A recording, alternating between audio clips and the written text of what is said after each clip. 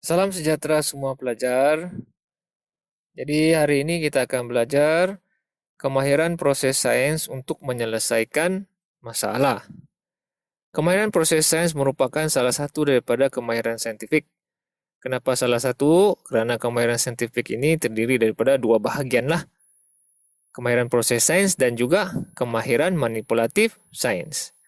Oke, kemahiran proses sains pula termasuklah ke semua kemahiran inilah yang mana 9 telah kita belajar. Dan hari ini kita akan belajar satu lagi kemahiran, yaitu mengeksperimen. Oke, apakah itu mengeksperimen?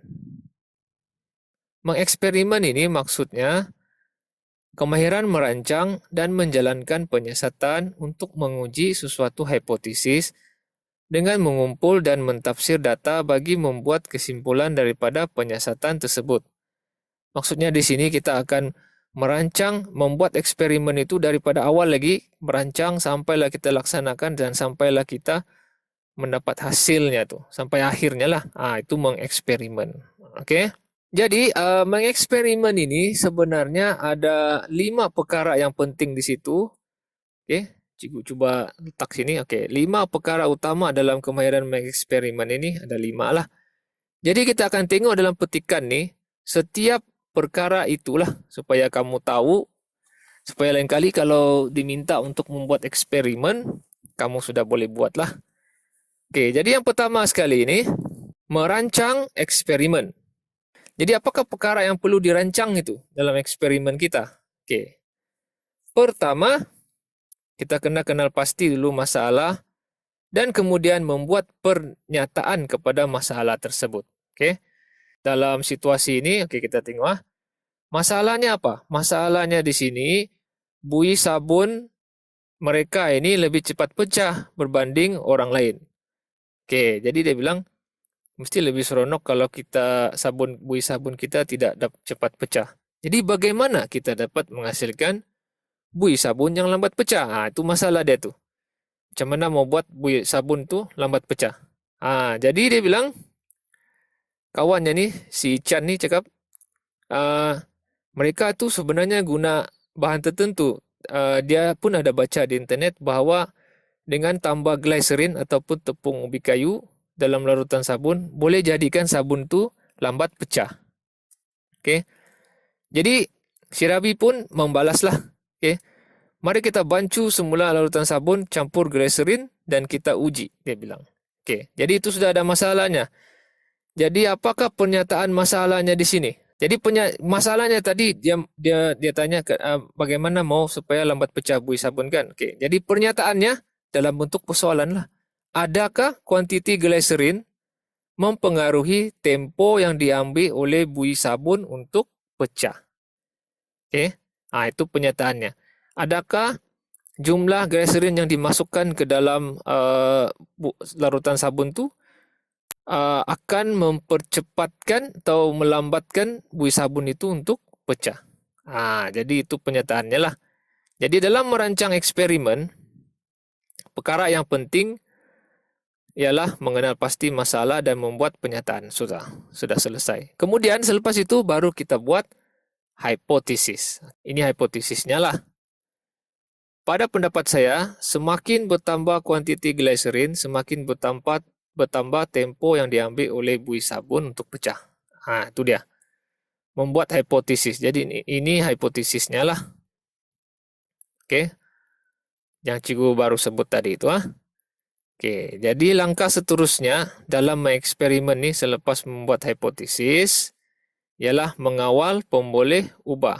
Maksud mengawal pemboleh ubah ni ialah kita tetapkan apa yang kita mau ubah semasa penyiasatan itu, apa yang kita mau ukur atau perhatikan, dan apa yang kita mau samakan ataupun malarkan.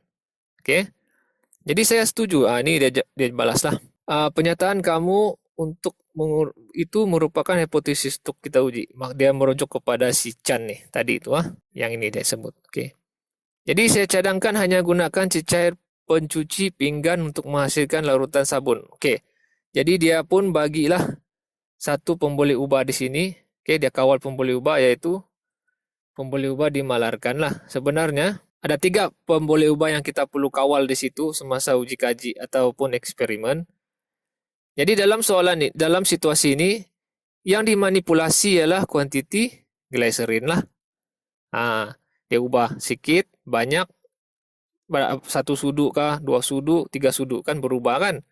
Jumlah kuantiti glycerin yang dimasukkan ke dalam larutan larutan sabun tadi.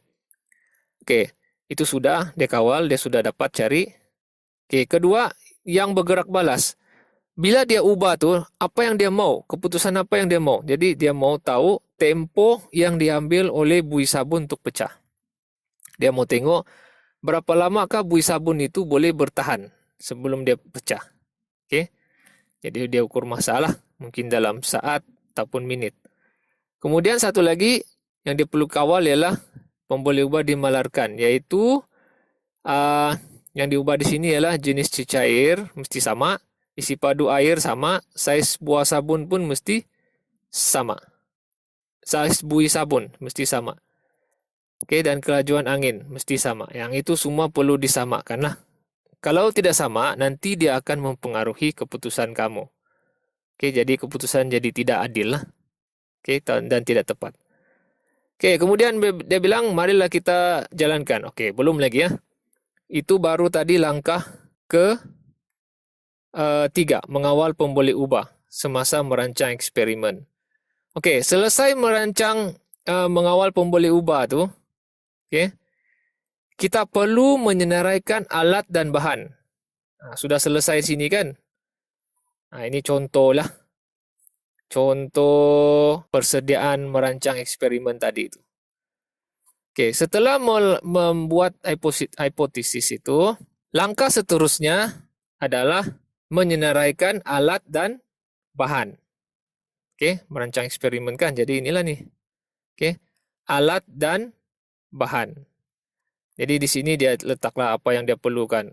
Daripada Google sampailah ke glycerin lah. Dan alat dan bahan ini mesti berdasarkan pemboleh ubah yang telah dikenal pasti tadi itu.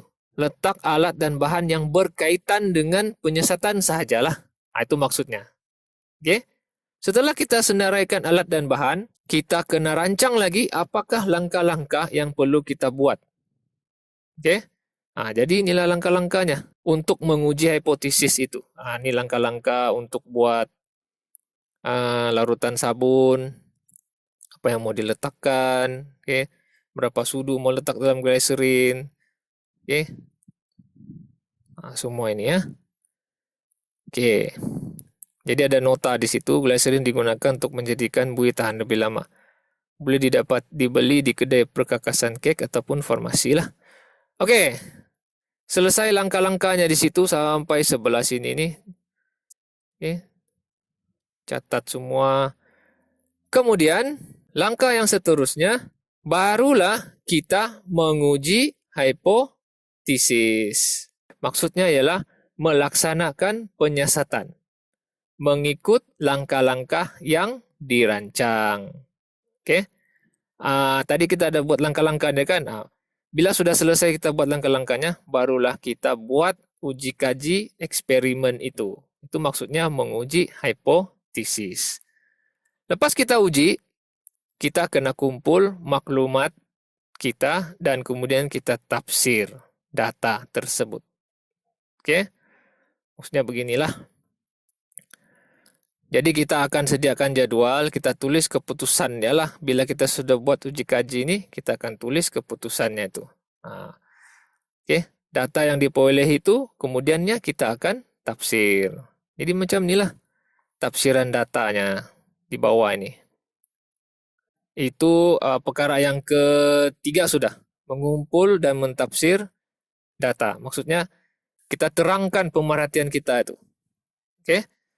Kemudian langkah perkara yang keempat, kita buatlah kesimpulan. Kita akan buat kesimpulan berdasarkan tafsiran data kita itulah daripada pemerhatian yang telah dilakukan. Membuat kesimpulan. Perkara yang keempat dalam mengeksperimen. Jadi sudah selesai tadi kita tafsir data itu, kita akan menentukan sama ada hipotesis diterima ataupun tidak diterima. Kesimpulan ini berkaitan dengan hipotesis kita tadi itu. Oke. Masih ingat tadi apa hipotesisnya? Ini kita tengok balik kah? Ini hipotesisnya, semakin bertambah kuantiti glycerin, semakin bertambah tempo yang diambil oleh buih sabun untuk pecah. Jadi kesimpulan kita tuh kita mau buktikan ini benar ataupun tidak benar lah. Oke. Jadi itu adalah sebahagian daripada kemahiran proses sains mengeksperimen itu. Yang perkara yang keempat sudah. Oke. Dan yang akhir sekali, menulis laporan. Oke. Setelah penyiasatan selesai, laporan penyiasatan yang lengkap perlu disediakan. Contoh laporan. Seperti inilah. Oke, kejap cikgu besarkan dulu. Oke, ini contoh laporan eksperimen itulah. Siap dengan tujuan, penyataan masalah, hipotesis, menentukan pembeli ubah, alat dan bahan, langkah-langkah, dapatan ataupun data, tafsiran data, dan kesimpulannya lah. Oke. Ini contoh laporan eksperimen kamu. Oke. Jadi setelah kamu selesai sampai menulis laporan, maka kamu sudah pun ada kemahiran mengeksperimen. Jadi kelas kita pun sampai di sini. Selamat belajar.